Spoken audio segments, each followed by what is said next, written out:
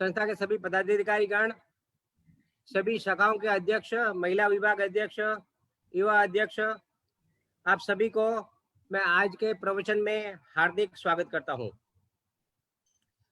बंधुओं, जैसा कि आप जानते हैं कि भारत जैन महामंडल समग्र जैन समाज के लिए इस कोरोना जैसी विपत्ति के समय में डिजिटल के माध्यम से जूम एवं फेसबुक द्वारा जैन धर्म के चारों संप्रदायों के गुरु भगवंतों के प्रवचनों को जन जन तक पहुंचाने का सार्थक प्रयास कर रही है, जिसका लाभ न सिर्फ भारत के बल्कि विश्व के अलग अलग कोने से बैठे सभी जैन बंधु ले रहे हैं। साथ ही साथ प्रत्येक प्रवचनों में जैन समाज के विभिन्न पदों पर शोभायमान महानुभावों को आमंत्रित करते हुए उनके विचारों को भी समाज के सामने रखने का यशस्वी प्रयास किया है, जिसे हर किसी ने सराहा है। आज इसी श्रृंखला में जैन समाज की साहसिक सुपुत्री सुश्री सारिका हमारे बीच बतौर मुख्य अतिथि उपलब्ध आई हुई है। मात्र 2 वर्ष की आयु में पोलियो से ग्रसित हुई ये बेटी किस तरह से विपदाओं को चुनौती देकर आज मुंबई में deputy commissioner of income tax के पद तक पहुंची है, उसकी प्रेरणादायक वीडियो भी हम आपके सामने पेश करेंगे। बंधुओं, प्रवचन की श्रृंखला में आने वाले सप्ताह में शनिवार को 23वां प्रवचन एवं रविवार को 6 सितंबर भव्य क्षमावाणी का प्रवचन, जिसमें चारों संप्रदाय के आचार्यों का आमंत्रण किया गया है और इसमें आप सभी जरूर उपस्थित रहें। आप सभी को आने वाले दोनों प्रवचनों में अपने परिवार के साथ में, अपने इष्ट मित्रों के साथ में, रिश्तेदारों के साथ में जुड़ना है। और हमारा 24वां प्रवचन, ये युगानुयोग की बात है गुरुदेव, कि हमने चौमासे के पहले दिन से प्रवचन श्रृंखला शुरू की थी और हमारा जो क्षमावाणी का प्रोग्राम हो रहा है, जब सभी संप्रदायों की परिवेषण हो जाते हैं, सभी संप्रदायों की समस्या हो जाती है, उसके पश्चात योगानुयोग ये 24वां प्रवचन होगा। तो 24वें भगवान और ये योग है कि 24 प्रवचन हमारे हो रहे हैं, उस दिन हमारा क्षमावाणी का प्रोग्राम हो रहा है। ये बहुत ही बड़ी खुशी की बात है। तो मैं राकेश जी से निवेदन करूंगा कि इस मीटिंग को आगे के चाल दें। बहुत बहुत धन्यवाद मदन जी। भगवान महावीर के चरणों में नमन करते हुए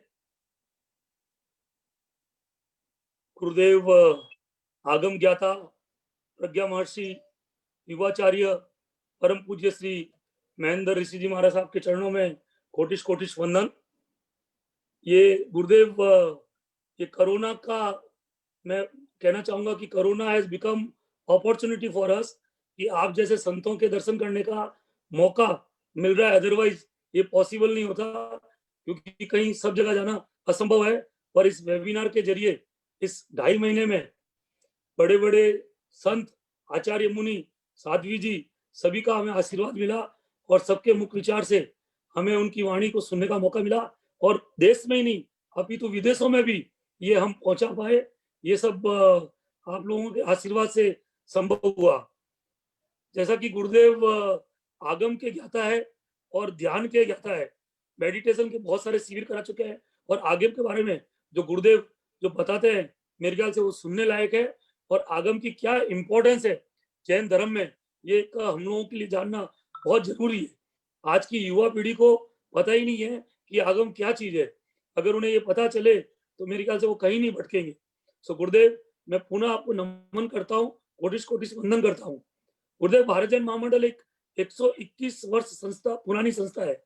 मेरे ख्याल से विश्व में ऐसी कोई संस्था नहीं है जो 121 साल तक चली है। अगर आप डाटा देखेंगे तो 75% कंपनी है लेस देन 25 ईयर्स में खत्म हो जाती है। हार्डली 10 या 15% कंपनी है 25 साल के ऊपर पहुंच पाती है। तो ये एक सभी तीर्थंकर भगवान का आशीर्वाद और आचार्य भगवंत का आशीर्वाद से संभव है कि आज 121 वर्ष में कभी इलेक्शन नहीं हुआ है। सिलेक्शन प्रणाली से हर 3 वर्ष में हमारा प्रेसिडेंट चेंज होता है, अलग अलग संप्रदाय से होते हैं। और जो जैन संप्रदाय के चारों संप्रदाय हैं, उनके हर कार्य में हम बढ़ चढ़कर हिस्सा लेते हैं, चाहे वो संतारे का इशू हो, चाहे वो बाल दीक्षा का इशू हो, चाहे अहिंसा यात्रा हो, चाहे किसी प्रकार का कोई भी मतभेद हो या किसी अच्छे काम को करना है, वहां भारत जैन महामंडल बढ़ चढ़कर हिस्सा लेता है। और माइनॉरिटी में तो बहुत ही बड़ा योगदान जो हमारे पूर्व अध्यक्ष थे जैन साहब, उन्होंने दिया था और उन्होंने बहुत अच्छी भूमिका निभा के जैन समाज को माइनॉरिटी दिलाने में सहयोग किया था। गुरुदेव आज हमारे बीच में दो गेस्ट है, दोनों बड़े this is a really story for Jain समाज। इससे एक लोगों को इंस्पायरेशन भी मिलता है। मैं बताना चाहूंगा सारिका जी, जो कि अभी मदन जी ने बताया था, उनके बारे में IRS है, डिप्टी कमिश्नर है, और बड़े गर्व की बात है कि हमारे जीतो के JATF हॉस्टल से, ये हमारे लिए बड़े गर्व की बात है। और वो IRS ही नहीं, उसके साथ उन्होंने CA भी की है।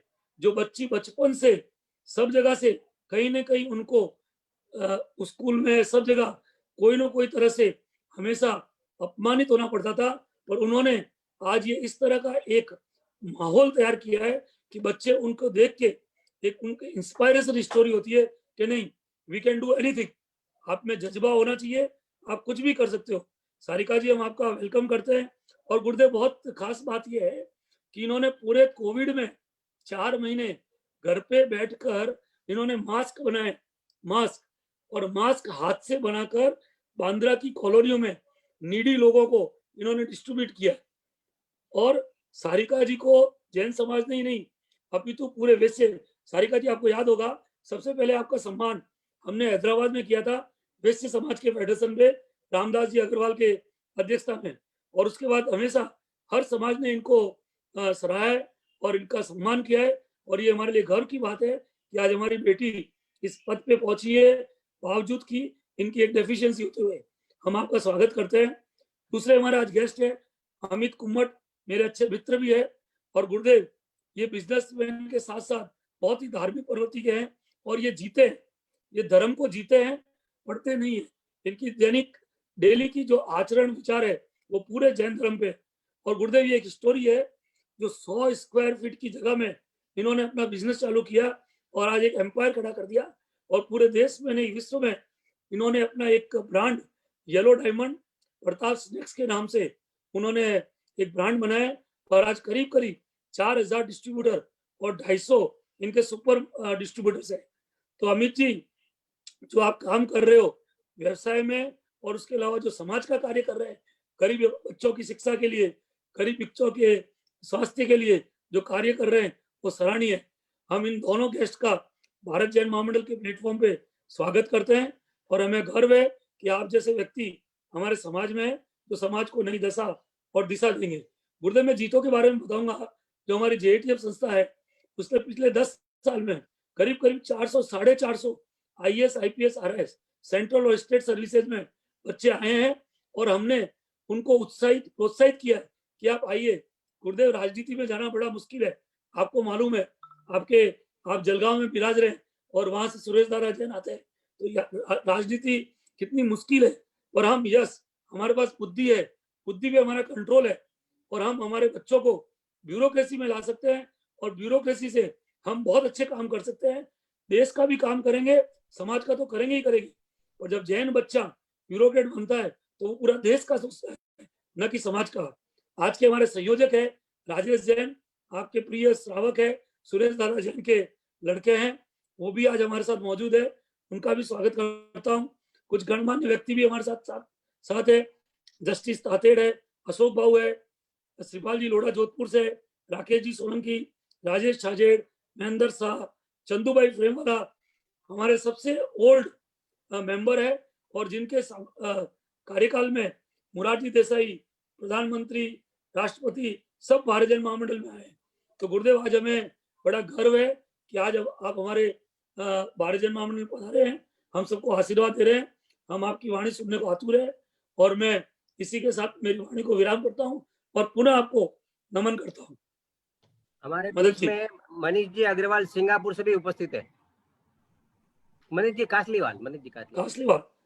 हाँ। गुरुदेव, ये हम सिंगापुर, हमारी पहली इंटरनेशनल हमने अभी चेयरमैन बनाए संजय जी लोढ़ा को, जो USA, कनाडा, सिंगापुर, UAE सब जगह भारत जैन महामंडल की ब्रांचें खोल रहे हैं। और जो धर्म के चारों संप्रदाय के कार्यक्रम है वो हम एक साथ करने की कोशिश कर रहे हैं। उसी श्रृंखला में हम 6 तारीख को ये सिंगापुर की ब्रांच का पहला उद्घाटन कर रहे हैं, जो मनीष जी कासलीवाल उसका संचालन करेंगे और वो वहां के चेयरमैन होंगे। मनीष जी, हम आपका स्वागत करते हैं। मदन जी।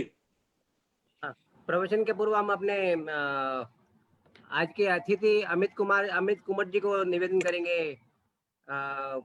अपने विचार व्यक्त करने के लिए। भगवान महावीर स्वामी के चरणों में शत वंदन, आचार्य गुरुदेव के चरणों में शत वंदन, आचार्य महेंद्र ऋषि के चरणों में शत वंदन। ये जो राकेश जी ने जैसा बताया, बहुत ही अच्छी संस्था है, सुन के मजा आ गया। राकेश जी जो काम कर रहे हैं, जो प्लेटफॉर्म दिया है जैन संस्थाओं के लिए, इससे अच्छा शायद कुछ भी नहीं हो सकता। बाकी जितने भी महानुभाव हैं सबको जय जिनेंद्र, शिपा जी को जय जिनेंद्र। मेरा सिर्फ एक ही मुझे लगता है कि जितने 10-15 साल से जैन धर्म की पढ़ाई कर रहा हूँ, आचार्य उमेश मुनि जी महाराज साहब मेरे गुरुदेव थे, जिनसे काफी मैंने सीखा है और आगे और भी सीख रहा हूँ, उनकी किताबों से पढ़ के सीख रहा हूँ। मुझे लगता है कि जैन धर्म प्योर साइंस है, जिसको शायद लोगों ने समझा नहीं और उसको धर्म का रूढ़िवादी का नाम दे दिया। अगर उदाहरण के तौर पर अगर अपन देखें तो अपने के जो उपवास और एकादशी है, वो आज की तारीख में पूरी दुनिया बोलती है इंटरमिटेंट फास्टिंग करें, आपकी हेल्थ अच्छी रहती है, आपका शरीर अच्छा रहता है। हम शायद 2500 साल से बोल रहे हैं, पहले कोई नहीं सुन रहा था। जैन धर्म इकलौता धर्म है जो बोलता था कि आपके मानसिक विचारों से आपके शरीर पे और आपकी बाकी चीजों पर फर्क पड़ता है, कोई नहीं मानता था। अभी साइंस 10 साल से बोलने लग गया है कि आप जब सोचते हैं तो उससे आपकी बॉडी में एंजाइम्स रिलीज होते हैं, उस एंजाइम से आपकी बॉडी में फर्क पड़ता है, कोई पहले नहीं मानता था। मुझे लगता है कि बहुत ही अद्भुत धर्म है। जीवों के बारे में जो अपने यहाँ पे वर्णन है, पानी का जो वर्णन है, शायद अभी 100 साल और लगेंगे साइंस को उसके पास में पहुंचने के लिए। मैंने जम्बूद्वीप प्रज्ञप्ति पे काफी काम करा था, हमारे गुरुदेव है धर्मेंद्र मुनि जी महाराज साहब, उनके साथ में एक पुस्तक भी लिखी थी उन्होंने, हम 7-8 साल से काम कर रहे थे। उसमें कई कंक्लूजन पे अभी नहीं पहुंच पाए, पर मुझे लगता है अगर कोई वो ढंग से पढ़ लेगा तो साइंस को इतना मिल जाएगा कि नासा को शायद उनका समय कम लगेगा जहां वो पहुंचना चाह रहे हैं। उसके बाद में अगर अपन देखें जैन धर्म के बारे में, तो जैन धर्म में 2 शब्द ऐसे आते हैं जिनका वर्णन शायद और किसी भी धर्म में नहीं मिलता है। एक है मंद कषाय और दूसरा सम्यक्त्व। सम्यक्त्व अगर कोई ढंग से समझ ले तो मुझे लगता है कि शायद उसके कितने भाव खत्म हो जाएंगे, कितने भाव कम हो जाएंगे, वो शायद आप ज्यादा अच्छे से समझा पाएंगे।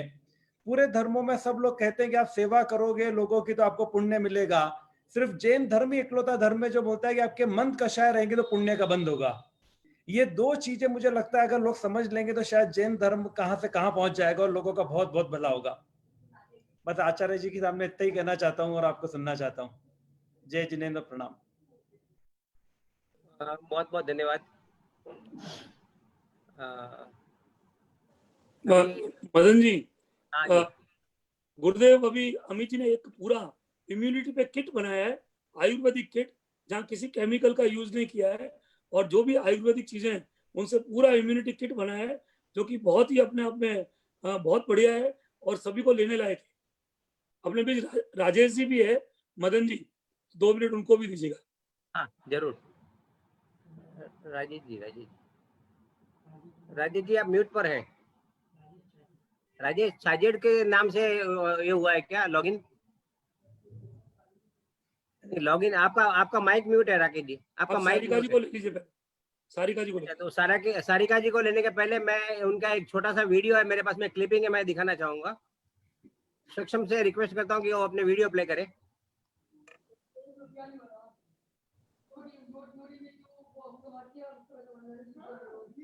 यस सर, अभी प्ले हो रहा है। क्या यार?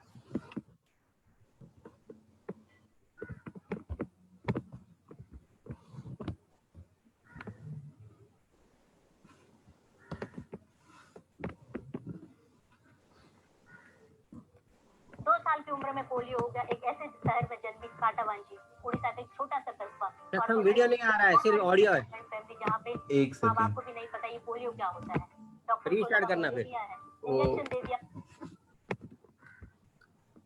एक सेकंड सर, अभी कर ले रहा हूँ। सिर्फ ऑडियो है, वीडियो नहीं है। हाँ, वो वीडियो भी मैं ले आता हूँ अभी।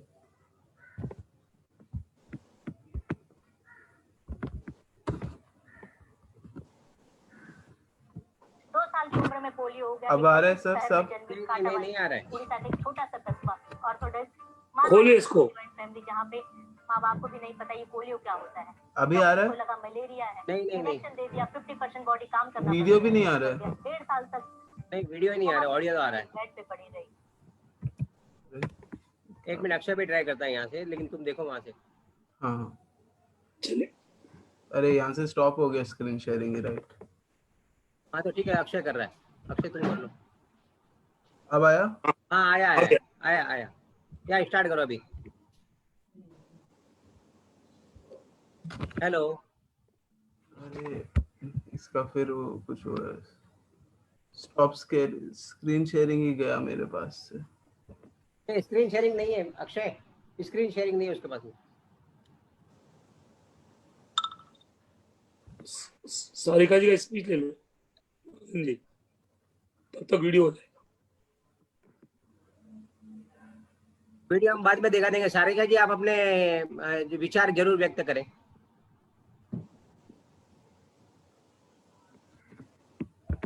सारिका जी आप म्यूट पर हैं। हाँ नहीं, हो म्यूट गया। हो जाएगी।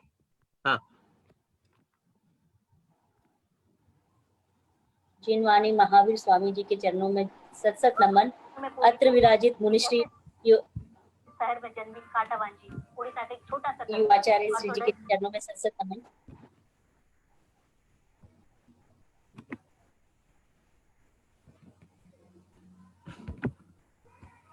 सक्षम बीच बीच में क्या कर रहा है?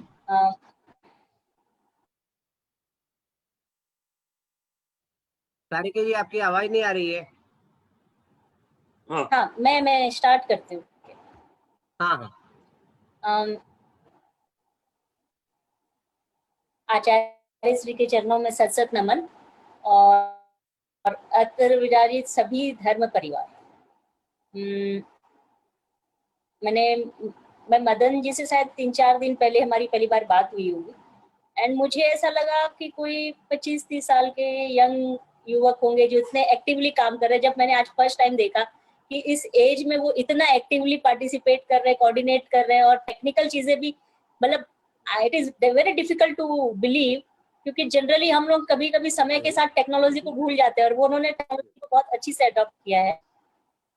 कोविड ने नो डाउट बहुत सारे चेंज हैं, negative and positive both. If will go for the positive one, तो आई वुड से कि जैन भारत महामंडल का नाम मैंने सुना था। मैं मुंबई में 4 साल से थी, बट मुझे कभी अपॉर्चुनिटी नहीं मिली कि आई शुड कम देयर और मैं आऊं या कुछ काम हो या कोई किसी चीज में पार्टिसिपेट करे, लेकिन because of Covid only this possible.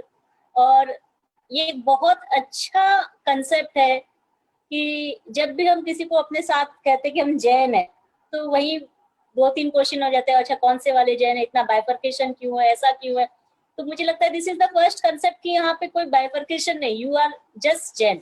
और अल्टीमेट फिलोसफी कि हमें अहिंसा को पालन करना है, सत्य 5 महाव्रत को जितना हो सके उतना पालन करना, मेन अहिंसा को कंटिन्यू पालन करना है। तो सच में बहुत अच्छा कंसेप्ट है। और मदन जी ने भी जैसे बताया कि मैंने मेरी लाइफ में बहुत स्ट्रगल किया, हर स्टेज पे स्ट्रगल किया और बहुत सारी दिक्कतें आई। जब मेरा G2 पे एडमिशन होना था, जब मैं दिल्ली में थी, तो मेरे से पहला क्वेश्चन पूछा गया, जैसे मैं उड़ीसा की थी, तो उनका पहला क्वेश्चन था कि आज तक कोई उड़ीसा से यहाँ आया नहीं है, आपको हिंदी आती है क्या? अच्छा आती है। वहाँ जैन भी रहते हैं क्या? मैंने बोला हाँ रहते हैं। अच्छा नौकार मंत्र सुनाइए। उन्हें मेरी हिंदी और मेरे नौकार मंत्र से यकीन नहीं हुआ कि मैं उड़ीसा से हूँ। तो मैं आप लोगों का इसका लॉजिक बताती हूँ कि क्यों मेरी हिंदी इतनी क्लियर है, क्यों हमें इससे चीजें आती, क्योंकि इस सब में बहुत बड़ा कंट्रीब्यूशन हमारे जैन धर्म का है। हमें ऐसा लगता है कि हर जगह नहीं पहुंचा, लेकिन जैन धर्म हर कोने कोने में, भले भारत के बाहर कहीं गया हो या ना गया हो, इंडिया के हर कोने कोने पे पहुंचा है। और वही सेम कंसेप्ट के साथ बचपन से ही हमारे घर पे धर्म का बहुत ज्यादा प्रभाव रहा। जैसे अगर आप वो वीडियो देखेंगे तो पता चला कि हाँ मुझे पोलियो हुआ 2 साल पे। समाओ मेरे घर वाले हताश हुए थे और हमारे घर पे चतुर्मास चल रहा था, शादियां थी, 4 शादियों का ठाना था या 5 शादियों का ठाना था। मैं 2 साल की थी, तो एक महाराज जी ने मेरी मम्मी को बोला ये किसकी लड़की है, किसकी बाई है, लड़की बोलते हैं राजस्थानी लोग। उन्होंने बोला ये किसकी बाई है? मेरी मम्मी ने कहा कि ये मेरी बेटी है। तो उन्होंने कहा कि इस लड़की की सेवा करना, मेवा मिलेगा। और ये उस समय की बात है जब सब डॉक्टर ने कहा कि इस लड़की की आस छोड़ दो, ये जिंदा नहीं रहेगी। लेकिन सिर्फ महाराज जी के बातों से, उनके मुंह से ये बात सुन लिया कि इस लड़की की सेवा करना, मेरी मम्मी ने दिन रात एक कर दिया और मेरे पीछे पूरी जिंदगी लगा दी। तो आज अगर मैं यहाँ हूँ तो बहुत बड़ा क्रेडिट हमारे जैन धर्म को जाता है। जब मैं दिल्ली भी गई पढ़ने के लिए, आप समझ सकते एक डिसेबल लड़की, बॉडी काम नहीं कर रही है, अकेले रहना है हॉस्टल पे, आप सोचिए एक नॉर्मल आदमी के लिए कितना डिफिकल्ट होता है। और आईएएस की पढ़ाई जिसमें आपके साथ कोई और नहीं रहेगा। तो मेरे फादर ने मुझे एक ही बात बोली कि बेटा तुमने अभी तक जैन धर्म में जो सीखा है आज उसे यूज करना है। आपने साधु संतों को देखा है, साधु संत अपनी दैनिक चर्या करके फिर अपना हेल्थ को संभाल के, चाहे वो सर्दी हो ठंड हो, किसी चीज से नहीं घबराते और अपने लक्ष्य की तरफ बढ़ते जाते हैं। तो तुम्हें वैसे ही जीना है, तुम्हें वहां किसी ऐसो आराम की सोचने की जरूरत नहीं, कोई तकलीफ की सोचने की जरूरत नहीं है। जैसे हमारे साधु संत चतुर्मास में आते हैं, चाहे जितनी भी परिस्थिति हो, अपनी दैनिक चर्या करे, तपस्या करे, उपवास करे, वो अपना प्रवचन करते हैं, अपना संयम निपटाते हैं, गोचरी करने जाते हैं, वो ठंड और गर्मी से नहीं घबराते, तुम्हें वैसा ही जीना है। वो लाइन सच में मुझे काम आई। सिर्फ वही कंसेप्ट कि आज हमारे जैन धर्म में जिस तरीके से हमारे साधु संत रहते हैं, अगर हम अपना जीवन उनकी तरह बना लें तो सच में हमारा जीवन सफल हो जाएगा। नो डाउट इंडिया में आईएएस, आईपीएस, आईआरएस के लिए बहुत ज्यादा रेस्पेक्ट है। उन्हें लगता है ये बहुत टफ लाइफ है, बहुत टफ जिंदगी है। पर जब मैंने क्लोजली देखा है हमारे साधु संतों को, हमारी साधवियां को, तो मुझे लगता है कि हर एक साधु संत साधवियां आईएएस से कम नहीं है। उनकी जीवनचर्या, उनका लाइफस्टाइल, उनका नॉलेज आईएएस से 100 गुना ज्यादा है या उससे भी ज्यादा है, जिसे हम काउंट नहीं कर सकते। हर एक इंसान, हर एक साधु संत 100 आईएएस के बराबर है। तो हम उनके सामने कुछ भी नहीं है, हम उनके सामने सिर्फ नतमस्तक है। जितना ज्ञान उनसे ले ले उतना कम है।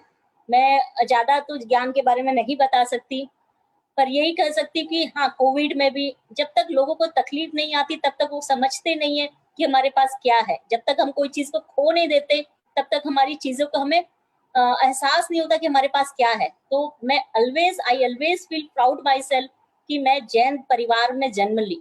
अगर आज मैं यहाँ जन्म न लेती या ये कंसेप्ट मुझे न मिलता तो शायद मेरे जीवन में सुधार ना आता। तो मैं इतना कह के हमारे आचार्य श्री को प्रणाम करती हूँ, युवाचार्य श्री को प्रणाम करती हूँ और उनकी वाणी सुनने के लिए नतमस्तक होती हूँ।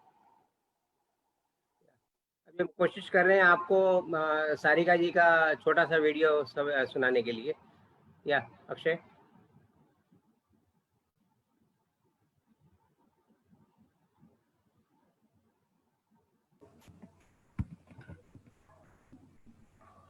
आवाज नहीं अक्षय। शहर में जन्मी काटावांजी, उड़ीसा का एक छोटा सा कस्बा, Orthodox Marwari family, joint family, जहाँ पे माँ बाप को भी नहीं पता ये पोलियो क्या होता है।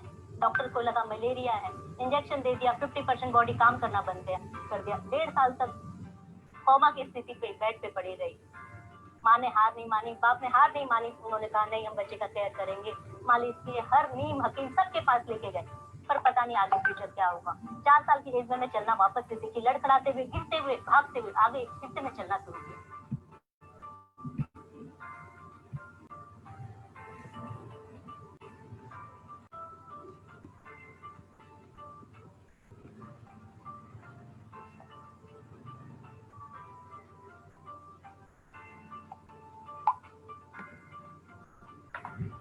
स्कूल के लिए जब वो परेशान हुए, एडमिशन नहीं मिल रहा था, कोई भी स्कूल बच्चे को लेना नहीं चाहता था। समहाउ कहीं एक स्कूल का एडमिशन मिला। बहुत ज्यादा तो स्कूल की बातें याद नहीं आती, पर इतना याद आता है कि बहुत संघर्षपूर्ण था, मेरे लिए आसान नहीं था। स्कूल जाती थी, रास्ते में कुछ बच्चे खेलते होते तो चिढ़ाते थे, लड़खड़ाते थे, एक्ट करते थे और पत्थर भी मारते थे। इग्नोर करती थी, मैं उधर नहीं देखती थी। ऐसा लगता है अगर आज मैंने इनको देख लिया, अपने आप को रोक लिया, तो मैं कभी आगे नहीं बढ़ पाऊंगी। वो 4 किलो का बस्ता, वो 1 किलो का टिफिन, वो 1 किलो का पानी बोतल आज भी याद आता है। जब मैं निकलती थी स्कूल से घर जाने को, लंबा सा सफर लगता था, कोई साथ चलने को तैयार नहीं होता था। धीरे धीरे रुकते हुए अकेले घर आती थी, क्योंकि शरीर में स्कूल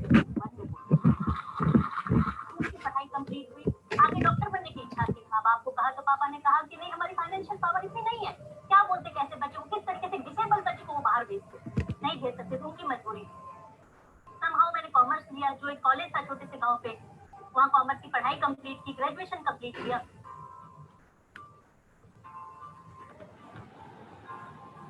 4 साल के बाद अपॉर्चुनिटी मिली कि आप सीए का एग्जाम दे सकते हो, लेकिन घर पे बैठ के दे सकते हो। मैंने बोला बहुत अच्छी बात है, मैं करूंगी कोशिश। जिस समय सीए की पढ़ाई शुरुआत की, ना तो मुझे डेबिट समझ में आता था, क्रेडिट समझ में आता था, मैं भूल चुकी थी अकाउंट्स। फिर भी कोशिश किया, घर पे बैठ के 1 महीना कोशिश की। वहाँ से उस समय 30 से 40 बच्चे ने गाँव से एग्जाम दिया था, मैंने टॉप किया। कर सकती है, इसे पढ़ने का और मौका देना चाहिए। आगे पढ़ने के लिए मैं शहर गई। शहर पे इतना बड़ा शहर था, पहली बार तुमने 1000 बच्चों को देखा। कहाँ छोटे से गांव में 50 बच्चों के साथ पढ़ी हुई। बहुत मेहनत की, ऐसा नहीं कि जिंदगी में स्ट्रगल नहीं करना पड़ा, पर मुझे कभी समझ में नहीं कोई स्ट्रगल क्या होता है। वो आम लोगों को दिखाई देता कि हमारा शरीर काम नहीं देता, लेकिन मन में कभी नहीं। मन से अगर हार जाती तो मैं आज हार जाती। सीए कंप्लीट हुआ, मैंने 6 महीने पहले कंप्लीट किया और मुझे अपने ही कोचिंग इंस्टीट्यूट में बेस्ट स्टूडेंट का अवार्ड मिला, उसमें मैंने टॉप किया।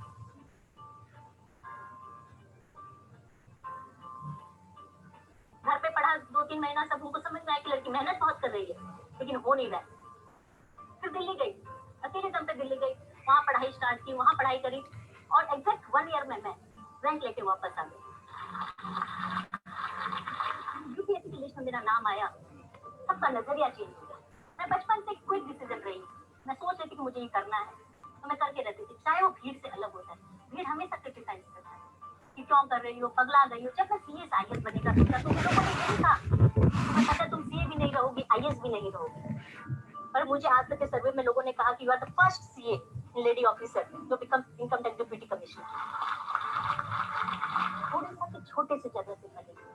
जब मैं दिल्ली में प्रिपरेशन करती थी, इनिशियली मुझे लगता था कि मैं छोटे से गांव में पढ़ी, काश मैं कोई यूनिवर्सिटी में पढ़ती, कोई बड़ी जगह में पढ़ती, इंग्लिश मीडियम में ही पढ़ लेती तो शायद मैं कुछ होती। लेकिन जब क्लियर किया, जब एग्जाम में लोगों से कम्पीट किया, चाहे वो आईआईटीएन हो, एमबीबीएस हो, डॉक्टर हो, सर्जन हो, तो भी बात समझ गई कोई फर्क नहीं पड़ता। किताबें वही सेम है, एबीसीडी वही सेम है, अ आ ई वही सेम है, पढ़ने का जुनून आपका अलग है। आप उस किताबों को शिद्दत से पढ़िए, मेहनत से पढ़िए, वही आपको आगे लेके जा सकता है। आज की दुनिया में कोई चीज आपको आगे ले जा सकती है सिर्फ एजुकेशन और परिश्रम और विल पावर। मुझे एक बात याद आती है कि जब मेरा एक डॉक्टर जिन्होंने अटल बिहारी वाजपेयी जी का ऑपरेशन किया था घुटनों का, उन्होंने जब मेरा रिपोर्ट देखा, मेडिकल रिपोर्ट, तो उन्होंने एक बात बोली कि सारिका, हमें लगता नहीं है कि तुम चल सकती इस मेडिकल रिपोर्ट के हिसाब से, लेकिन तुम चल रही हो सिर्फ विल पावर के कारण। और दुनिया में कोई चीज आपको बदल सकती है जो अद्भुत, अकल्पनीय, अविस्मरणीय, अद्वितीय कुछ हो सकता है तो सिर्फ पढ़ाई है, एजुकेशन है। सोसाइटी का डेवलपमेंट हो सकता है। लोगों की बातों पे बच जाइए, लोग तो पाँव खींचेंगे। हमेशा आपको ये बोलेंगे तुम क्यों कर रहे हो, तुम्हें क्या जरूरत है, तुम्हारी ड्यूटी करो। पर मेरी सोच है कि मन में आइए, इच्छा है, मुझे उसे करके जाना है। मंजिल मेरी कहाँ है, वो मुझे लेके जाएगी। अगर रास्ते हैं तो ख्वाब है तो मंजिलें तो फासले तो हौसले हैं तो विश्वास है।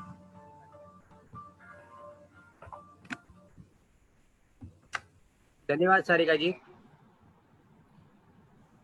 मात्र 2 वर्ष की आयु में, जैसा आपने बताया, शरीर में पोलियो हुआ लेकिन मन में पोलियो नहीं था सारिका के।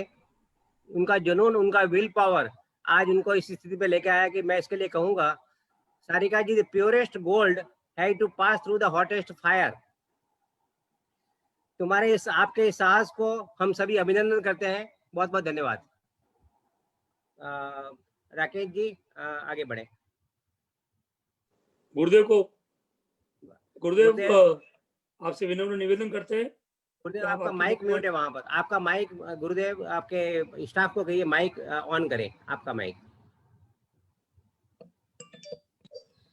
हाँ ठीक है अभी।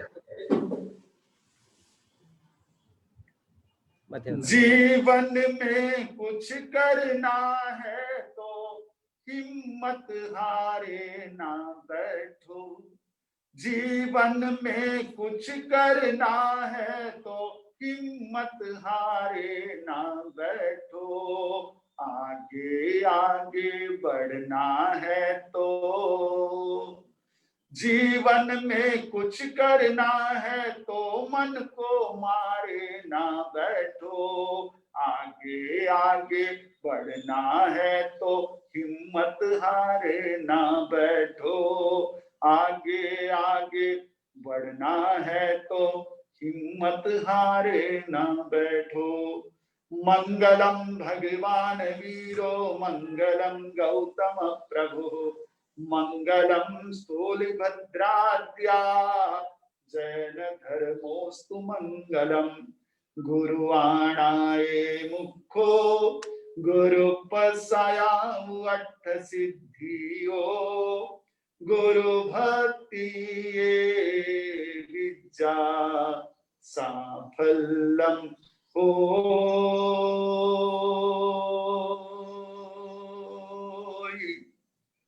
नियमे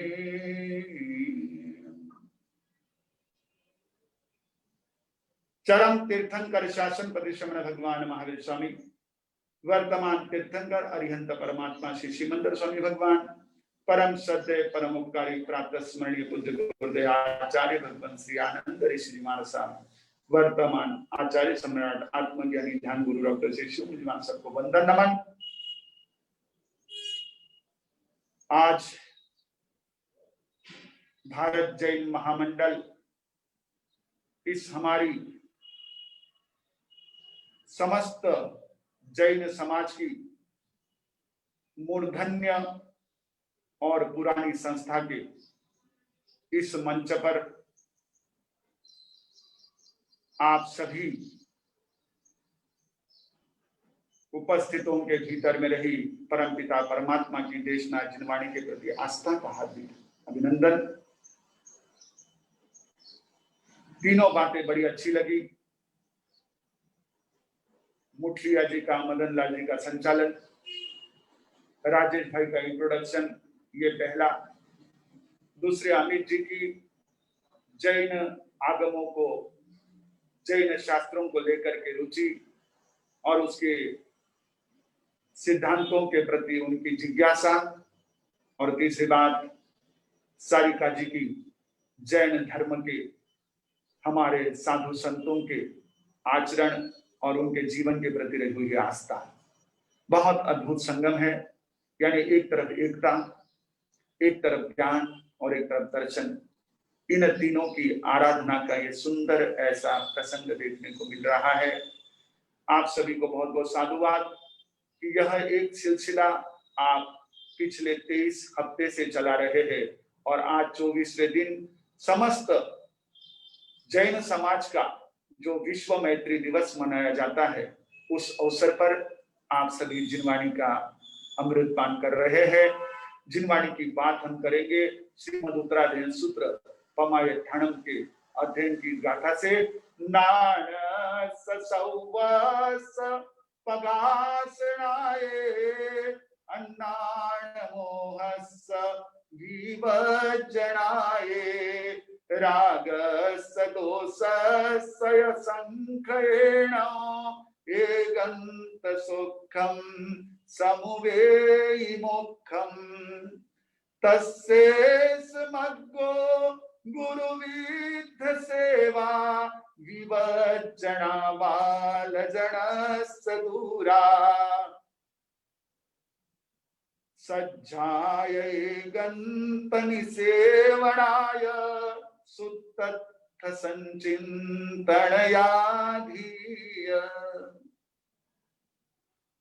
परमात्मा के वचन जीवन के प्रत्येक पहलू को स्पर्श करने वाले। एक हमारी यह अवधारणा, एक हमारी ये समझ कुछ इस प्रकार के अज्ञान के कारण कहो, कुछ इस प्रकार हमारी उन चीजों के बारे में एक कम जानकारी होने से कहो, ये रही कि हमने जैन आगमों को धर्म ग्रंथों का पिटारा समझ लिया। ठीक है, वो भी अपनी जगह सही है, धर्म ग्रंथ है, लेकिन वे धर्म ग्रंथ, उनमें बतलाए गए तत्व, उनमें बतलाई गई शिक्षाएं, उनमें बतलाए गए सिद्धांत, ये हमारे दैनंदिन जीवन के साथ साथ समस्त विश्व के लिए एक आनंद की, कल्याण की, मंगल की ऐसी प्रेरणा देने वाले। आप आगम का कोई भी रेफरेंस, संदर्भ उठा लीजिए। अभी आपने सुना जम्बूद्वीप प्रज्ञप्ति के बारे में, हमारे अमित भाई साहब ने बताया, बहुत अच्छा लगा। वास्तव में ये ग्रंथ माना जाता है कि बहुत ज्यादा एक तरह से तात्विक और गणितीय अध्ययन से जुड़ा हुआ है, लेकिन इसमें कई और भी अन्य तथ्य, और वो गणितीय तथ्य भी बहुत विस्तार से हमारे तीर्थंकरों ने, गणधरों ने और तत्पश्चात आचार्यों ने हमारे तक पहुंचाए। कहने का तात्पर्य यही है कि जैन सिद्धांत, जैन आगम, ये हमारे जीवन के हर पहलू को स्पर्श करने वाले। उसी की चर्चा हम करेंगे इन दो गाथा के माध्यम से। उत्तराध्ययन सूत्र का 32वां पमायठाणम अध्ययन इस पमाय ठन मध्यम के प्रारंभ में परमात्मा कहते हैं कि एकांत सुख रूप मोक्ष प्राप्त का, मोक्ष को पाने का उपाय है तो नाणस्य सौवस्य पगासनाए अन्नान मोहस्य विवचनाए। एक एक्सेप्ट करना पड़ेगा और एक को रिजेक्ट करना पड़ेगा। दोनों एट ए टाइम आपके कॉन्फ्रेंस कॉलिंग की तरह एक साथ नहीं हो सके। ज्ञान को सर्वज्ञ के ज्ञान को सर्वज्ञ द्वारा प्रतिपादित ज्ञान को हमें आत्मसात करना है और अज्ञान और मोह इनका त्याग करना है। यह अज्ञान और मोह इस तरह के हमारे इस ज्ञान रूप आत्मा पर लगे हुए आवरण है, एक उस पर लगी हुई लेयर है कि जिसके कारण हमारा वह ज्ञान स्वरूप प्रकट नहीं हो पा रहा। अज्ञान और मोह को दूर करना है और साथ ही साथ राग द्वेष इनका क्षय करना है, क्योंकि राग जो है, आसक्ति है, वो दुख का कारण है। व्यक्ति जब तक कहीं फंसा हुआ है, जैसे एक मक्खी होती है जिसमें उड़ने की क्षमता है, लेकिन वो मक्खी भी अगर कफ में फंस जाती, उसका पंख जो है वो कफ में श्लेष्म में अटक जाता है तो उड़ नहीं सकती, वो चिपक जाती है तो उड़ नहीं सकती है। यहां तक कि हमारे शास्त्रकारों ने बताया कि रात्रि गमिष्यति भविष्यति सुप्रभातम भास्वान उदिष्यति हसिष्यति पंकजश्री इत्थं विचिन्तयति कोशगते द्विरेते हा हंत हंत नलिनिंगज उज्जहार। यानी जहां एक भौरा कमल के पराग को लेने के लिए उस पर बैठ जाता है और कमल जो है शाम के समय में मुरझा जाता है। अब वो भौरा अंदर बैठा बैठा सोच रहा है कि रात बीत जाएगी, सुबह होगी, पंकज खिल जाएगा, कमल खिल जाएगा और मैं पुनः खुले आसमान में घूमूंगा, ये सोच रहा है। और उसी समय कहते हैं कि जब शाम का समय था, एक हाथियों का झुंड उस तालाब के किनारे जहां ये कमल था उस तालाब के किनारे आता है और स्नान करते समय उनमें से एक हाथी अपने सूंड में उस कमल को लपेट करके उखाड़ कर फेंक देता है खेल खेल में।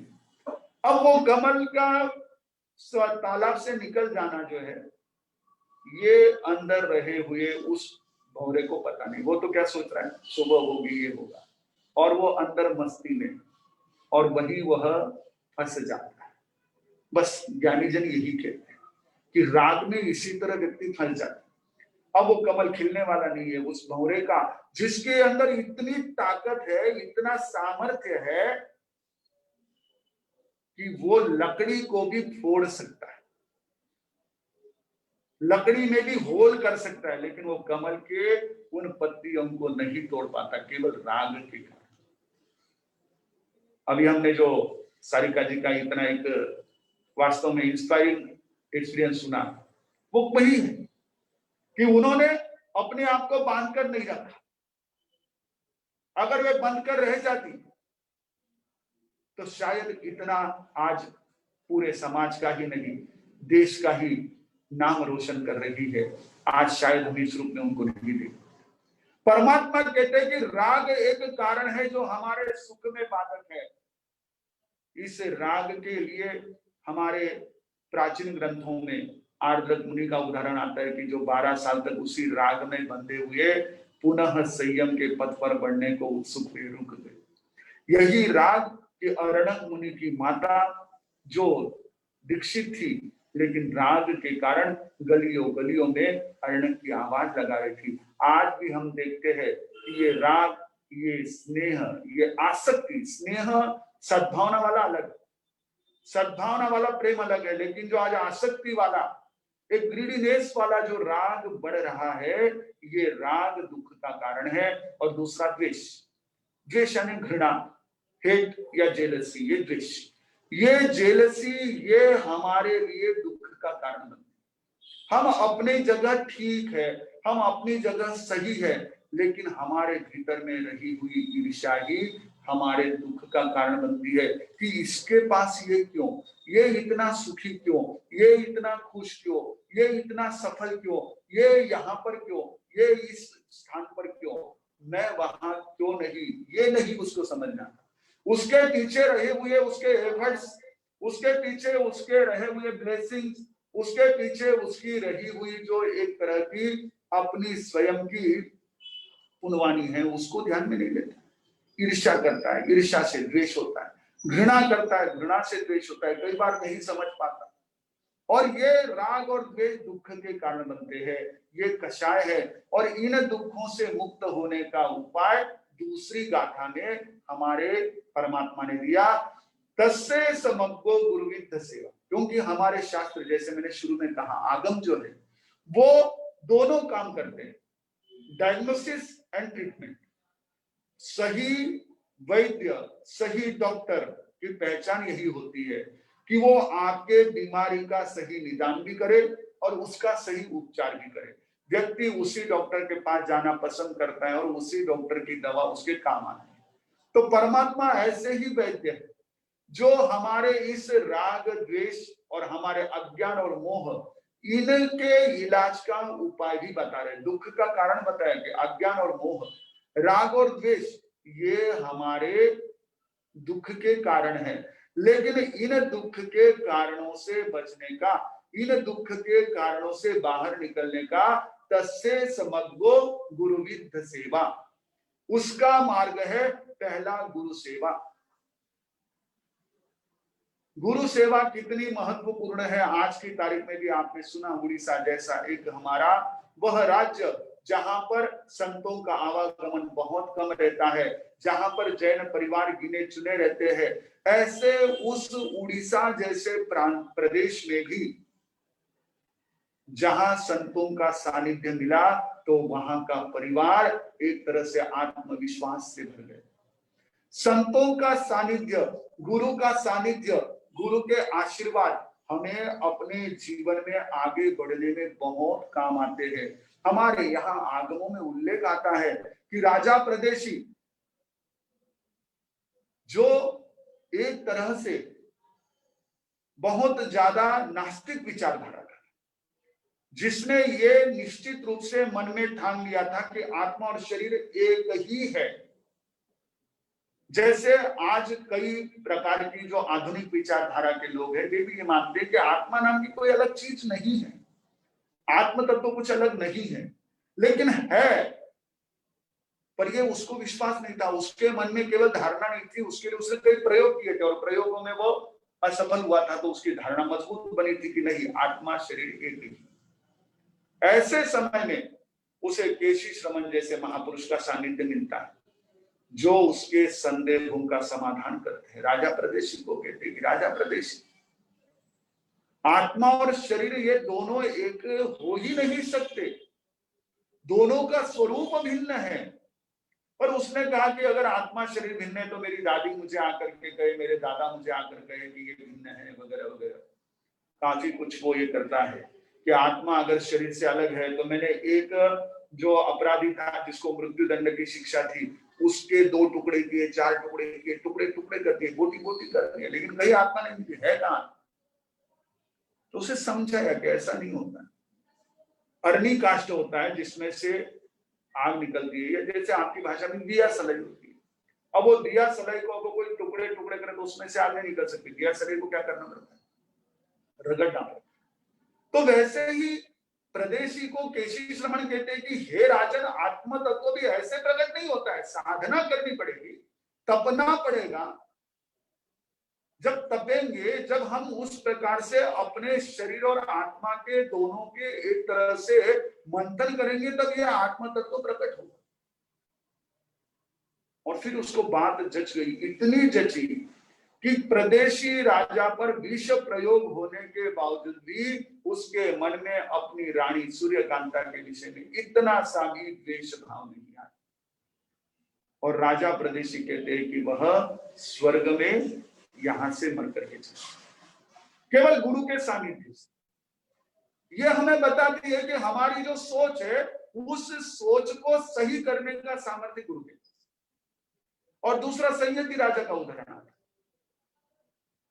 कि जो मृग की शिकार के लिए, हरिण की शिकार के लिए जंगल में गया, हरिण का शिकार उसने किया और उस शिकार को करने के बाद उसे मरे हुए मृग को लेने के लिए वो गया, तो देखा हरिण जो है, थोड़ा सा मृग जो है उसमें थोड़ा प्राण बचा था, तो दौड़ते दौड़ते संत के चरणों में पहुंचा। वो डर गया कि संत है, मैंने इनका अपराध कर दिया, इनके साथ रहने वाले हरिण को मार दिया, मुझे श्राप देंगे। एक अलग प्रकार की भीति होती है, डर होता है। जैसे रिस्पेक्ट होता है वैसे ही डर भी होता है संतों के बारे में कि कहीं कुछ बोल दिया, हो गया तो लेने के देने। तो ये जो है कि वो डर गया और वहां रुका, और फिर जब उनका ध्यान पूरा हुआ तो क्षमा मांगी कि मेरे हाथ से अपराध हुआ। मुनि ने बात को समझा और उन्होंने कहा अभो पत्ति वर्तुजम अभय दया भव। हे राजन, तुझे अभय है, लेकिन पहले तू अभय देने वाला बन। तू स्वयं हिंसा से बच जा तो तेरे भी कोई नुकसान नहीं पहुंचेगा, तुझे कोई पीड़ा नहीं देगा। हिंसा से कभी किसी का भला नहीं हुआ। और ये बात जब उसको जच गई तो कहते हैं कि उसने अपना राजपाट बेटे को सौंप दिया और उनके पास में, मुनि गर्दभाली के पास में वो दीक्षित। उसे राजा संयति को सत्य का साक्षात्कार गुरु के सानिध्य से, हमें हमारे भीतर में रहे हुए सद्गुणों का साक्षात्कार गुरु के आशीर्वाद और गुरु के सानिध्य से। इसलिए पहला उपाय बताया गुरु सेवा, दूसरा उपाय वृद्ध सेवा, अनुभवी व्यक्तियों के पास। जैसे नंदी सूत्र में कहा गया, अनुमान ही उदितंत्र साया वह विवाद परिणामा हिय निश्चय सफल वही बुद्धि परिणामी आना। जो अनुमान हेतु और दृष्टांत से युक्त होते हैं। बुजुर्गों से जब हम कुछ सुनते हैं ना, बुजुर्गों के पास कुछ देर बैठते हैं ना, तो उनके अनुभवों में से हमको कई चीजें सहज में सीखने मिल जाती, समझने का अवसर मिलता है। आज की तारीख में बहुत जरूरी, हमारी आज की जनरेशन के पास में ये लिसनिंग पावर जरा सी कम हो गई। बड़ों की सुनने की, बड़ों के पास बैठने की और बड़ों की बात को मानने की थोड़ी सी एक तरह से जो है ना तैयारी नहीं होती। लेकिन जो ये करते हैं, जिनके घरों में ये संस्कार है, जिनके घर में ये वातावरण है कि चाहे जो हो, हमें जचे नहीं जचे अलग बात, लेकिन सुनेंगे, उनकी बात को सुनेंगे, उनके अनुभव को सुनेंगे तो सही, एक बार उनसे बात तो करें। परमात्मा कहते हैं वृद्धों की सेवा जो है ना, वो कैसे, अनुमान ही उदितंत साया वह विवाह परिणाम, उनके उम्र के विभाग से वह उनके पास में आयु रहती है। और इससे यह सफल है, वो हित करने वाली और मोक्ष देने वाली। निश्रेयस, निश्रेयस का अर्थ होता है कल्याण, निश्रेयस का अर्थ होता है परम कल्याण देने वाली। ऐसी वृद्धों की सेवा होती है। उनकी सेवा यानी उनका ध्यान तो रखे, लेकिन उनकी बात का भी ध्यान रखे। गुरुविद सेवा विभजना बाल जन। तीसरा उपाय दिया है, बाल जनों से थोड़ी दूरी बनाए। बाल जन यानी बच्चों से नहीं, बच्चे तो परमात्मा की तरह वास्तव में हम स्वयं अनुभव करते हैं कि उनमें एक तरह का ना बहुत जो भोलापन होता है वो हमें भगवान किया है, तो वो तो है, लेकिन हमारे लिए जो है परमात्मा की जो प्रतिकृति बच्चे हैं उनसे नहीं। बाल जनस, बाल जन यानी परमात्मा कहते हैं बाल जनो पग भई, जो प्रश्न व्याकरण सूत्र में आता है, बाल जनो पग भई, जो अहंकार करता है वो बाल जन है, जिसके अंदर एक मैं की भावना भरी हुई है कि बस मैं सब कुछ हूं। अभी हम देख रहे हैं ना कि इतनी ऊंची श्रेणी का एक पोस्ट मिल गया, इतना ऊंचा दर्जा मिल गया, लेकिन वही एक नम्रता भीतर है, जिसके अंदर वह चीज होती है कि अपना लक्ष्य स्पष्ट है, वो व्यक्ति जो है वो पंडित कहा है। हमारे यहाँ दो शब्द आते हैं मुंह में, बाल और पंडित, बाल मरण पंडित मरण, बाल तप पंडित तप, वैसे यहाँ पर बाल की बात है। कि अज्ञानी वो होता है जो अहंकारी होता है, अज्ञानी वो होता है जो स्वच्छंद होता है। और इस प्रकार से यह एक तरह से लक्ष्य से भटक जाता है। बालजन होता है जो लक्ष्य से भटक जाता है, उनसे दूर रहे, क्योंकि उनको अपने लक्ष्य का पता नहीं। हमारे पास कई बार जब कोई विद्यार्थी आते हैं तो हम उनको यही कहते हैं कि आपको ध्यान यही रखना है कि सबके बीच में रहो, लेकिन अपने लक्ष्य को ना भूलो। जैसे गुरुदेव ने हमको पंक्तियां सिखाई थी, सब रंग रहे इस जीवन में, पर पापन मन में आ पाए, जीवन वन का वनचर बन कर घूमे मन, पर गुमराह न हो। सब रंग रहे इस जीवन में, ठीक है, जो जो आपके लिए उपलब्ध है या जो जो आपके लिए जरूरी हो पहुंच रहा है वो रहे, लेकिन ध्यान रखो पर पापन मन में आ पाए, लेकिन गलत विचार मन में नहीं आने पाए, गलत भाव मन में नहीं आने पाए। जीवन वन का वनचर बनकर, मैं जीवन रूपी उद्यान का एक सफारी का आनंद लेने वाला ऐसा प्रवासी बनकर के रहूं, लेकिन घूमे मन पर गुमराह न हो, मैं अपना रास्ता नहीं भूलूं। जो रास्ता भटक जाता है वो अज्ञानी है, उनसे बचो। क्योंकि हमने ऐसे भी कई जनों के देखे हैं, अनुभव देखे हैं, कई जनों को प्रत्यक्ष मिले हैं कि जिनका सामर्थ्य बहुत था, जिनकी क्षमता बहुत थी, लेकिन भटक गए तो उनकी सारी क्षमताएं जो है वो एक तरह से नष्ट हो। इसलिए परमात्मा कहते विवद जना बाल जनस, जिन्हें परमात्मा में आस्था नहीं, जिन्हें परमात्मा के वचनों के प्रति आस्था नहीं, जिनके जीवन में परमात्मा के धर्म के आचरण का अंश नहीं, ऐसे बाल जनों से। क्योंकि परमात्मा के वचन है ना, कोई ऐसे ये नहीं है कि भाई ये विधर्मी है तो इसको ये कर दो, वो बात नहीं है। परमात्मा के वचन यानी जो एक वचन हमारे शाश्वत तत्व से जुड़े। आज ये अहिंसा, सत्य, अचौर्य, ब्रह्मचर्य, परिग्रह, ये हम कहते हैं कि ये पंचशील है। ये अगर हम प्रश्न व्याकरण सूत्र उठाकर देखें तो एक एक के 30-30 नाम दिए। हिंसा को हमारे ज्ञानियों ने अदत्ता दान कहा। मुझे पूछा एक बहन ने कि मान साहब हिंसा अदत्ता दान कैसे हो गई, हिंसा तो प्राणाधिपात है। लेकिन भगवान ने कहा कि हिंसा अदत्ता दान की है। क्यों?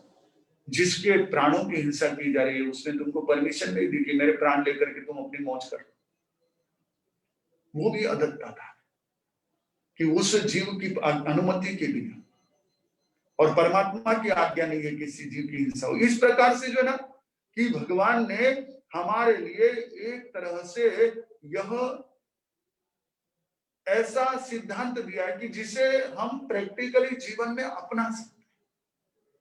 तो यह जो है बाल जनस दूरा, परमात्मा के सिद्धांत, परमात्मा का धर्म, क्रियाएं भी देखी। अभी आपने जैसे सुना एक उपवास एकासन के बारे में सुना, कितनी चीजें। अब ये मोमबत्ती देख लीजिए ना, अब ये हमारे लिए तो हमेशा के लिए दी गई और गवर्नमेंट आज कह रही है कि अगर आपको बचाव करना है तो मास्क लीजिए। हाँ, नाक तक लेनी है तो उतना भी हम कवर कर ले तो काफी हो जाता है, लेकिन मेन तो जो हमारे मुंह से ड्रॉपलेट्स निकलते हैं उन ड्रॉपलेट्स में ही इस प्रकार की महामारी संक्रमण की ज्यादा संभावनाएं होती है। साइंस कह रहा है, मेडिकल साइंस कह रहा है।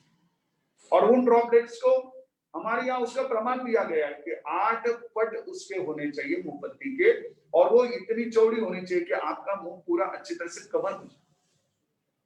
तो ये जैन धर्म का आचरण यानी कोई ऐसी जबरदस्ती थोपी गई जीवन पद्धति नहीं, ये बहुत प्रैक्टिकल, लॉजिकल, साइंटिफिक है।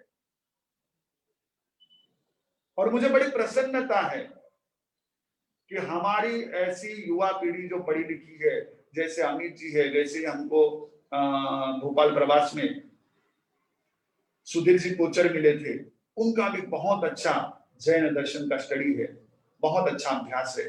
तो ऐसी जो प्रतिभा है वो आईएएस है, पीएम के ऑफिस में वो स्वयं जो सेक्रेटरीट में रहे हैं, लेकिन वो 21.5 साल की उम्र में तो आईएएस बने, पर ऐसे ही जुनून के साथ। पर कहने का मतलब ये जैन धर्म का अध्ययन करके उसको समझने वाले आज हमारे युवा हैं। लेकिन आज हमारी ऐसी बहुत बड़ी युवा पीढ़ी है जो इन चीजों को नहीं समझ रही है। मैं इसीलिए कह रहा था कि भारत जैन महामंडल को इस बात के लिए भी बहुत बहुत साधुवाद है कि वो इस मंच के माध्यम से उन तक जैन सिद्धांतों को, जैन तत्वों को, जिन वाणी को पहुंचाने का एक पुरुषार्थ। तो विभज्जना बाल जन सुदूरा, आज की भाषा में कहे बाल जन सुदूरा तो थोड़ा सा प्रासंगिक हो सकता है कि जब आप सर्फिंग करो, नेट सर्फिंग करो, तो उस समय में ऐसे साइड से बच्चों जो आपके लक्ष्य को विचलित कर दे, जो आपके एक तरह से ध्येय से आपको इधर उधर भटका दे, वो बाल जन सुदूरा जरूरी है, ज्ञान के लिए जरूरी। विभज्जना बाल जन सुदूरा सज्जाय एगंत निसेवनाय सुत्तत्थ संचिंतनया दिए। 4 सूत्र और दिए। एक स्वाध्याय कि हमारा वाचन हो, अध्ययन हो, हमारी स्टडी हो, क्योंकि वाचन हमको जो है, स्वाध्याय जो है, दोनों आ जाते हैं उसमें। स्वाध्याय में ग्रंथों का स्वाध्याय भी आता है और स्वयं का अध्याय भी आता है। जैसे राजेश भाई ने कहा ध्यान शिविर के बारे में, निश्चित रूप से आचार्य भगवान के साथ में हमने रह करके आत्म ध्यान साधना के काफी जो है वो एक तरह से शिविर भी ये ज्वाइन किए, उसमें सम्मिलित भी हुए और भगवान से हमने ध्यान विधि सीखी है। लेकिन अभी यहाँ पर जो है ध्यान विधि प्रदान करने जितना अवसर नहीं है, पर यह निश्चित है कि यदि हम आचार्य भगवान डॉक्टर शिवमृजी महाराज साहब द्वारा जो ध्यान साधना प्रति शनिवार रविवार भी सभी के लिए उपलब्ध कराई जा रही है, उसमें जुड़े और उसके माध्यम से स्वाध्याय करें। स्वाध्याय ना अपना अध्ययन करें, अपने आप को देखें। जब स्वयं को देखेंगे ना तो काफी कुछ हमें ना अपने अंदर की शक्ति को पा सकेंगे। स्वाध्याय, उसके बाद एकांत निसेवन है, थोड़ा सा एकांत में खुद रहे। क्वारंटाइन होने की वजह, आज कोरोना के समय में क्वारंटाइन ये शब्द जो है काफी एक तरह से पॉपुलर हो गया है, सबको परिचित हो गया है। लेकिन विलगीकरण ये गवर्नमेंट करे, उसकी बजाय भगवान कहते खुद ही एकांत में रहो, एकांत निसेवन आए और सुत्तत्थ संचिंतन, यानी सूत्र और अर्थ उन दोनों का चिंतन करे कि ये सूत्र, इसका क्या अर्थ हो सकता है, इसे कैसे मैं, इसके पीछे क्या भाव होंगे, कैसे मैं जीवन में आत्मसात कर सकता हूँ, वो हो। और आखिर में भी यह धृति बहुत जरूरी है, क्योंकि परमात्मा के भी गुणों में बताया धम्मम से जाना ही धीम चते, जाना ही धम्मम से धीम चते। परमात्मा की वीर स्तुति में शास्त्रकार ने कहा कि उनके धैर्य को देखो, सहनशीलता को देखो, उस प्रकार के उनके जुनून को देखो। धृति यानी कि हमारे अंदर कितनी भी कैसी भी स्थिति आ जाए,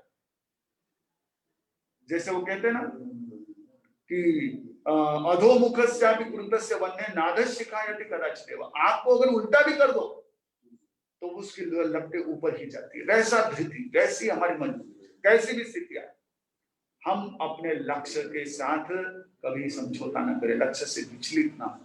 तो अगर हम इस प्रकार से परमात्मा के वचनों को समझते हैं कि हमारे अंदर का अज्ञान और मोह दूर करना है, हमें राग और द्वेष का क्षय करना है, और इसके लिए हमारे पास में सर्वोत्तम उपाय है परमात्मा के द्वारा बताया गया कि हम गुरु सेवा करें, वृद्ध सेवा करें,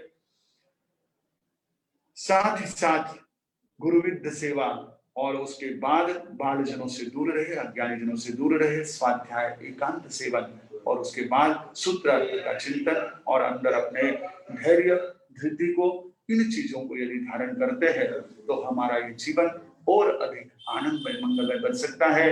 आगम वाणी जिन वाणी के माध्यम से संपूर्ण जैन समाज में एक सुंदर ऐसा संदेश पहुंचाने की भारत जैन महामंडल की पहल, और जिसमें हमारे राकेश भाई मेहता राष्ट्रीय अध्यक्ष है, मदन लाल जी साहब जो कार्यकारिणी अध्यक्ष है, और अन्य हमारे राजेश भाई जैन जो सुरेश दादा, हम दादावाड़ी जलगांव में ही चतुर्मास हेतु है, और हमारे सुरेश दादा के चिरंजीव है जिन्होंने इसका संयोजन किया हुआ है, सभी साधुवाद के पात्र है कि इस प्रकार से जिन वाणी का अमृत पान करने का आपने सबको अवसर उपलब्ध कराया। जिन वाणी को सुनकर, जिन वाणी को समझकर हम यदि जीवन में अपनाने का पुरुषार्थ करेंगे तो निश्चित रूप से हम जीवन में आनंद को प्राप्त कर सकेंगे। के साथ ओम शांति। गुरुदेव बहुत बहुत मथेन वंदामी नमन करता हूँ, और जो आज अपने आपके मुखवाणी से हमें ज्ञान दिया है और जिस तरह से हमको सेवा का अर्थ बताया है, मेरे ख्याल से ये अगर यहाँ जितने भी बैठे और जो ये वेबिनार के थ्रू देश और विदेश में पहुंचेगा तो ये ऑटोमेटिक पूरे विश्व में आज आपके प्रवचन पहुंचेंगे, और ये गुरु सेवा, वृद्ध सेवा और मेरे ख्याल से ये दो सेवा ये इतनी इम्पोर्टेंट है। अगर कोई व्यक्ति गुरु सेवा और हृदय सेवा ये दो का मतलब समझ ले तो उसका जीना सार्थक है। हृदय में हमारे गणपत जी कोठारी को धन्यवाद प्रस्ताव के लिए और आपके मंगल पाठ के लिए निवेदन करूं। उसके पहले मैं चाहूंगा कि हमारे बीच राजेश जी जैन है जो कि आपके आज के संयोजक भी हैं, उनको चाहूंगा कि दो शब्द बोले। राजेश जी। गुरुदेव वंदना और आपके चरण भाई, में। हाँ जी, गुरुदेव चरण बाधा को हमारी ओर से धर्म स्मरण करिएगा। राजेश भाई साहब बहुत सुंदर, बहुत अच्छा। आपसे मुझे पिछली बार मैं इंदौर में आपसे मिला था जब मैं आचार्य गुरुदेव से मिलने आया था। बिल्कुल बिल्कुल बिल्कुल। जब आप इंदौर में थे गुरुदेव, और आपको आज देख के बहुत अच्छा लग रहा है और आपके हुए आपके स्वास्थ्य की मैं प्रार्थना करता हूँ और जल्दी से जल्दी जलगांव आने की हमारी सबकी इच्छा है। आपसे मिलने की इच्छा है और आपको आपका अभी गुरुवचन सुन के बहुत अच्छा लगा और आपकी स्वास्थ्य अच्छी रहे, यही मैं वंदना कर रहा हूँ। बहुत बहुत धन्यवाद जी। गणपत जी धन्यवाद। महान तपस्वी संत शिरोमणि गणपत जी एक मिनट, गणपत जी एक मिनट। गुरुदेव, आपको चैट बॉक्स के माध्यम से कुछ भक्तों ने वंदन भेजा, इनका मैं नाम कहूंगा। एक तो है RR गांधी, KK तातेड़ साहब, कैलाश जी कावेरिया, मनसुख जी गुगलिया, सूरत से लक्ष्मी शन जी जैन, माणिक जी राठौड़, सुरेंद्र दसानी, ND सलोट, और साउथ मुंबई से महेंद्र शाह एवं राकेश। बहुत बहुत धन्यवाद सबके लिए हमारी ओर से धर्म स्मरण।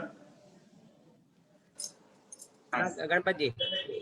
महान तपस्वी संत शिरोमणि रमन संघी युवाचार्य परम पूज्य महेंद्र ऋषि जी महाराज साहिब के चरणों में कोटि कोटि वंदन। आज आपके श्रीमुख से देश एवं विदेश में रह रहा श्रावक समाज आपकी आध्यात्मिक वाणी सुनकर लाभान्वित हुआ। भारत जैन महामंडल की विनंती पर आज आपने पदार्थ कर माहिती कृपा की। आज के हमारे मुख्य अतिथि deputy commissioner income tax Sarika ji, आज श्री अमित जी, CMD प्रताप स्नेक एवं आज के कार्यक्रम के गुरु भक्त श्री राकेश जी जो आज के कार्यक्रम के संयोजक है। आपने अपने विचारों से समाज को अवगत कराया एवं आप लोग इस कार्यक्रम में शामिल हुए, आपका बहुत बहुत धन्यवाद। आज इस प्रवचन माला में समाज के देश एवं विदेश से कई गणमान्य समाज सेवक, उद्योजक, आध्यात्मिक महानुभाव सम्मिलित होकर गुरुदेव की वाणी का श्रवण किया। आप सबका भी बहुत बहुत धन्यवाद।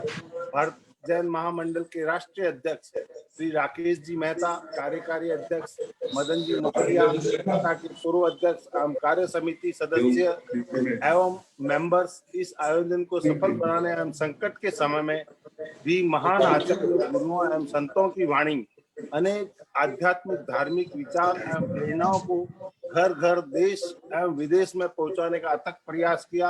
आप सभी का भी बहुत बहुत धन्यवाद। सभी संप्रदायों के गुरुओं, आचार्यों ने अखंड जैन समाज, सभी तीर्थंकरों के संदेश एवं जैन धर्म एक ही है का जयघोष किया। पुनः इस प्रवचन में शामिल सभी महानुभावों का बहुत बहुत धन्यवाद। जय जिनेन्द्र। धन्यवाद गणपत जी। हाँ जी, और आपके साथ में राजेश जी वर्धन है, गणपत जी कोठारी है, इनके लिए भी खूब खूब मंगल कामना। और हमारा भारत जैन महामंडल से काफी पुराना ऐसा स्नेह रहा है। हमारे चंदन बल्दी साहब चांद का भी गुरुदेव आचार्य भगवत आनंद साहब के समय में काफी समय आना हुआ, उनको चांद बाबू के नाम से गुरुदेव पुकारते थे। और अभी हम लोग सूरत में आचार्य भगवंत शिव मुनि साहब के साथ थे। उस समय संवत्सरी एकता के लिए अपने भारत जैन महामंडल ने खूब प्रयास किए हुए, उसके लिए भी मैं विशेष रूप से पूरे भारत जैन महामंडल की वर्तमान कार्यकारिणी और इसके पूर्व के सभी अध्यक्ष और उनकी कार्यकारिणी को खूब साधुवाद देते हुए मंगल पाठ। नमो अरिहंताणम, नमो सिद्धाणम, नमो आर्याणम, नमो वत्सायणम, नमो लोये सब सागुणम, एसो पंच नमोकारो सब पावपनासनो मंगलानंच सद्देसी परमं हवै मंगलम। गुरुदेव की आज्ञा श्री चत्तारी मंगलम, अरिहंता मंगलम, सिद्धा मंगलम, साहू मंगलम, केली परंतो धम्मो मंगलम। चत्तारी लघुत्तमा, अरिहंता लघुत्तमा, सिद्धा लघुत्तमा, साहू लघुत्तमा, केली परंतो धम्मो लघुत्तमो। चत्तारी शरणं पवज्जामि, अरिहंते शरणं पवज्जामि, सिद्धे शरणं पवज्जामि, साहू शरणं पवज्जामि, केली परंतम धम्मं शरणं पवज्जामि। चार मंगलिक, चार उत्तम, चार शरणा, दुख हरणा, सुख करना, और शरण नहीं कोई जो भव्य प्राणी आदरे तो अक्षय अमर बल हो। बोल जिनशासन देव की जय, गुरुदेव की जय। अगला प्रवचन शनिवार 5 सितंबर को ठीक 9:30 बजे वेबिनार के माध्यम से होगा।